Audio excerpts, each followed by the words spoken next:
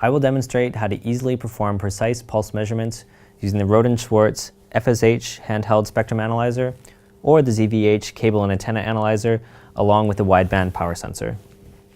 In this example, I'm using an SMBV 100A signal generator in order to create a pulse signal that has a pulse width of 1 microsecond and a pulse period of 100 microseconds.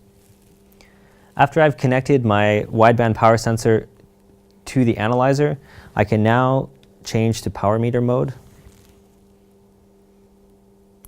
This mode without a power sensor is not as precise, but I can connect any NRP power sensor and take advantage of the increased precision.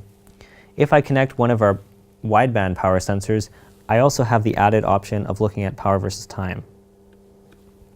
Our wideband power sensors have resolutions down to 50 nanoseconds and can look at frequencies up to 44 gigahertz.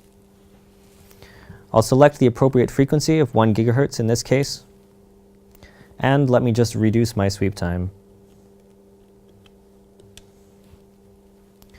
You can see how the instrument automatically starts calculating the pulse parameters, things like pulse width, pulse period, rise, fall time, etc. If I'd like to have a more consistent measurement, I can then choose to activate the trigger, and I'll just add a short negative delay so that I measure the first pulse appropriately.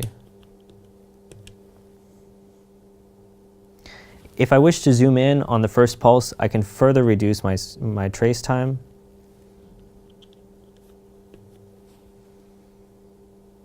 And we can very easily look at the characteristics of the pulse amplitude.